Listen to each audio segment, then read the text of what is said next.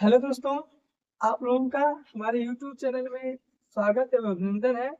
आप लोग कैसे हैं? आज हम कुछ हिंदी के प्रश्न आपको लेके आए हैं जो बहुत ही इम्पोर्टेंट है। ये वर्णमाला से संबंधित कुछ प्रश्न है। ये बहुत आपके लिए इम्पोर्टेंट है, लाभदायक है। जो ये आपकी परीक्षाओं में पूछे जाते हैं। ये हम बेसिक से पूरा प्रश्न लेके आए हैं। ये जो वर्णमाला है, वर्ण किसे कहते हैं, ध्वनि किसे कहते हैं, अक्षर किसे कहते हैं, यहाँ पर वर्ण और अक्षर में अंतर क्या होता है, किसे वर्ण कहते हैं, किसे अक्षर कहते हैं, इन सभी के विषय में देखेंगे। फिर वर्णमाला की परिभाषा देखेंगे। फिर लिपि क्या होती है, इसके विषय में देखेंगे। ये बहुत ही इम्पोर्टेंट चरण है। ये यूपी टेट के लिए भी बहुत इम्पोर्टेंट है। जो अभी आपका 2 तारीख, 3 और 4 तारीख को यूपी टेट का पेपर है, उनके लिए तो बहुत इम्पोर्टेंट है। यहाँ से प्रश्न, बेसिक से प्रश्न पूछे जाते हैं। ये सभी परीक्षाओं में आपके हिंदी कोई भी परीक्षा हुई, यूपी की हुई, उसमें हिंदी पूछी जाती है। तो सभी परीक्षाओं में ये प्रश्न यहाँ से बनते हैं, पूछे जाते हैं। यूपी कोई परीक्षा, चाहे यूपी लेखपाल हो, चाहे पुलिस हो, चाहे एसएससी हो, सब में हिंदी जहाँ पूछा जाता है, ये सब प्रश्न वहाँ पे बनते हैं। चलिए देखते हैं। पहले ये है चैप्टर, स्टार्ट यहाँ से है। वर्णमाला है चैप्टर का नाम। वर्ण, सब पहली हेडिंग क्या है? वर्ण। वर्ण किसे कहते हैं? देखिए, वर्ण भाषा की सबसे छोटी, देखिए इसको यदि देखना चाहे तो वर्ण किसे कहते हैं? तो भाषा की सबसे छोटी जो इकाई होती है, उसे क्या कहते हैं? वर्ण कहते हैं। जो भाषा की सबसे छोटी इकाई होती है, उसे क्या कहते हैं? वर्ण कहते हैं। चाहे उसको कहें भाषा की सबसे छोटी दृश्य, मतलब देखने वाली, या लिखित, जो लिखी जाती है उसके आधार पे इकाई सबसे इकाई वर्ण कहलाती है। ये आपका होगा। ठीक। फिर ध्वनि किसे कहते हैं? तो उच्चारण की दृष्टि से, किसकी दृष्टि से? उच्चारण की दृष्टि से सबसे छोटी, स्वर मतलब सुनाई देने वाली, सुनाई देने वाली जो इकाई होती है, उसे क्या कहते हैं? उसे कहते हैं ध्वनि कहते हैं। एक बार फिर से शुरू करते हैं। उच्चारण की दृष्टि से भाषा की सबसे छोटी श्रव्य इकाई ध्वनि कहलाती है। और वर्ण किसे कहते हैं? भाषा की सबसे छोटी दृश्य लिखित इकाई क्या कहलाती है? वर्ण कहलाती है। अक्षर किसे कहते हैं? अब यहाँ पर अक्षर है, तो अक्षर किसे कहते हैं? जिसका कभी क्षरण, क्षरण मतलब होता है विनाश या खत्म होता है, या उसको कहें, हाँ विनाश सही कह लीजिए। तो जिसका कभी क्षरण या विनाश नहीं होता है, उसे क्या कहते हैं? अक्षर कहते हैं। उसे क्या कहते हैं? अक्षर कहते हैं। ठीक है। जिसका कभी क्षरण विनाश नहीं होता है। लेकिन नहीं वाले पे हम इसको वो कर देते हैं, नहीं। तो नहीं यहाँ पर है, तो नहीं चीज को देखना, देखते रहेंगे कि नहीं यहाँ पर लिखा गया है।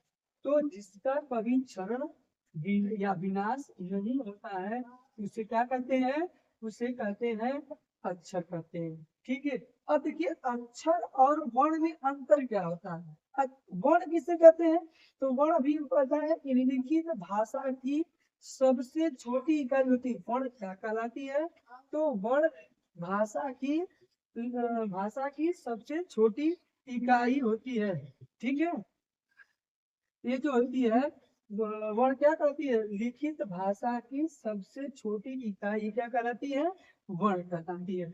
अक्षर किसे कहती है? तो अक्षर, अक्षर की टुकड़ी, देखो जो अक्षर है ना, अक्षर को हम टुकड़े टुकड़े कर सकते हैं, मतलब उसको बांट सकते हैं। वो बढ़ता चला जाएगा, जितने भागों में तोड़ते चलेंगे वो एक उसकी वो टूटते चला जाएगा, छूटे। लेकिन वर्ण जो है, वर्ण कभी टूटता नहीं है। एक जो छोटा वर्ण हो गया, वो टूटेगा दोबारा नहीं। ठीक है। तो लिखित भाषा की सबसे छोटी इकाई जो होती है, उसे वर्ण कहते हैं। अक्षर जो होता है, अक्षर के टुकड़े नहीं किए जा सकते हैं। ये सॉरी, टुकड़े किए जा सकते हैं, अक्षर के टुकड़े किए जा सकते हैं। आगे देखिए, देखिए वर्ण के यहाँ पर हमने लिखा है दूसरा पॉइंट, यहाँ पर लिखिए वर्ण के टुकड़े नहीं किए जा सकते हैं। इस चीज को ध्यान दीजिएगा कि यहाँ पर वर्ण के टुकड़े नहीं किए जा सकते हैं, लेकिन अक्षर के टुकड़े किए जा सकते हैं। स्वर, वर्ण क्या होता है? वर्ण में स्वर एवं स्वर सहित क्या होते हैं? व्यंजन अक्षर कहते हैं। वर्ण भी क्या, सॉरी, अक्षर में अक्षर में देखिए, यहाँ पर ध्यान देखिए, अक्षर जो होता है स्वर एवं स्वर सहित जो व्यंजन होता है उसे ही क्या कहते हैं, उसे ही कहते हैं अक्षर कहते हैं। लेकिन वर्ण में क्या होता है, स्वर एवं स्वर रहित, मतलब इसमें स्वर रहेगा, और स्वर एवं स्वर रहित जो व्यंजन होते हैं उसमें वही व्यंजन आएंगे जिसमें स्वर रहित व्यंजन होते हैं, उसको क्या कहते हैं, वर्ण कहलाते हैं। उससे क्या कहते हैं, उसे आपका वर्ण कहलाते हैं। जैसे इसमें एग्जाम्पल में देखिए, अ है, आ है, उ है, री है, क, ख, ग। अब देखिए यहाँ पर हलंत है, ये आधा क है, ये आधा ख है, ये आधा ग है। अब इसमें कोई आपका वर्ण स्वर नहीं छिपा उसमें है, ठीक है, ये आधा है। इसमें देखिए अ है, आ है, ई है, बड़ी है, क, एक पूरा देखिए क है, इसमें हलन कहीं नहीं है। क, का, की, कु, एक डट डट डट आदि करके ये सभी क्या हो जाएंगे आपके, ये अक्षर कहलाएंगे। अब आती है अगला है वर्णमाला। वर्णमाला क्या होता है, तो वर्णों के वर्णों वर्णों का व्यवस्थित और क्रमबद्ध जो समूह होता है वह क्या कहलाता है, वर्ण कहलाता है। फिर से एक बार ध्यान देखिए, वर्णों का व्यवस्थित और क्रमबद्ध जो समूह होता है वह क्या कहलाता है, वर्णमाला कहलाता है। ठीक है, वर्तमान देखो मोस्ट इंपोर्टेंट पॉइंट, सबसे इंपोर्टेंट पॉइंट यहाँ बताने जा रहे हैं। अब तक जितना आपने पढ़ाया है उसका सबसे मोस्ट इंपोर्टेंट पॉइंट यही फैक्ट बनता है। ये आपसे परीक्षाएं या परिभाषाएं नहीं पूछेंगे, ये परिभाषाएं पूछी जाती है, परिभाषाएं आपका दे देगा प्रश्न में, पूछेगा ये क्या कहते हैं। लेकिन सबसे मोस्ट इंपोर्टेंट पॉइंट मैं यहाँ बताने जा रहा हूँ, इसको ध्यान देखिए। वर्तमान में वर्णों की कुल संख्या कितनी होती है, 53 होती है। कितनी होती है, 53 होती है। वर्तमान में कुल वर्णों की कुल संख्या कितनी होती है, 53 होती है। अब लिपि, लिपि के विषय में थोड़ा देख लीजिए, लिपि क्या होती है, तो लिपि के विषय में थोड़ा देखेंगे। तो लिपि भाषा का लिखित रूप ही लिपि कहलाता है। यदि कोई भाषा लिखित रूप से लिखा गया है, लिखित है, तो वही क्या है, वही कहलाएगी। जिस रूप में लिखी जाती है वही क्या कहलाती है, लिपि कहलाती है। अब देखो जो मोस्ट इंपॉर्टेंट, ये भी मोस्ट इंपॉर्टेंट है, इसको वेरी वेरी मोस्ट इंपॉर्टेंट कर लीजिएगा, ठीक है। फिर अब इसके बाद जितना चारों पॉइंट हमने यहाँ पर लिखा, ये चारों मोस्ट इंपॉर्टेंट है। देखिए ये जो दूसरा प्रश्न यहाँ पर है, हिंदी भाषा देवनागरी लिपि में लिखी जाती है। पहला प्रश्न पूछा जाएगा आपसे, जो हिंदी भाषा है, हिंदी भाषा की लिपि क्या है, तो हिंदी भाषा की लिपि देवनागरी लिपि है, ठीक है। ये कौन सी लिपि है, ये देवनागरी लिपि में लिखी जाती है। क्वेश्चन है वैसे जो हिंदी हम लोग लिखते हैं वो किस लिपि में लिखते हैं, ये देवनागरी लिपि है, देवनागरी लिपि में ये लिखी जाती है। फिर आगे है करा देवनागरी लिपि। अब एक क्वेश्चन और पूछेगा कि देवनागरी लिपि की किस कैसे लिखी जाती है, तो देवनागरी लिपि बाएं से दाएं लिखी जाती है। मतलब जैसे हम लिखे हैं वैसे ही, मतलब बाएं से इधर बाया हुआ, इधर दाया, तो बाएं से क्या लिखी जाएगी, दाएं से लिखी जाती है। मतलब जो हम अभी जो ये लिखे ना, देखिए ये क्या है, देवनागरी लिपि है। ये किस देखो बाएं से लिखे ना, बाएं इस साइड, बाएं देखिए बाएं है, ये दाहिना हमारा है, तो बाएं साइड से लिखते लिखते हम कहाँ गए, दाहिने साइड लिखते गए हैं। तो देवनागरी जो लिपि है वो बाएं साइड से दाहिने साइड में क्या करती है, लिखी जाती है। मोस्ट इंपॉर्टेंट क्वेश्चन है, वेरी वेरी इंपॉर्टेंट कर लीजिएगा, ये मोस्ट इंपॉर्टेंट है। लास्ट क्वेश्चन है इसमें, देवनागरी लिपि का उद्भव कहाँ से माना जाएगा, प्रश्न पूछा जाएगा। देवनागरी लिपि का उद्भव कहाँ से हुआ है, या देवनागरी लिपि के उद्भव कैसे हुआ है, कहाँ से आई देवनागरी लिपि, तो देवनागरी लिपि का उद्भव हमारा ब्राह्मणी लिपि से हुआ है। देवनागरी जो लिपि है वो हमारी कहाँ से आई है, तो उसका उद्भव कहाँ से हुआ, तो ब्राह्मणी लिपि से हुआ गया है। एक प्रश्न आपसे पूछ जाएंगे। एक बार मैं सभी प्रश्नों को फिर से रिपीट कर दे रहा हूँ, बता दे रहा हूँ, ध्यान देख लीजिए। क्वेश्चन क्या है, भाषा किससे करते, वर्ण किससे करते हैं, तो भाषा की सबसे छोटी जो इकाई होती है उसे वर्ण कहते हैं। ध्वनि किसे कहते हैं, उच्चारण की दृष्टि से भाषा की सबसे छोटी जो श्रव्य या सुनने वाली जो इकाई होती है उसे ध्वनि कहते हैं।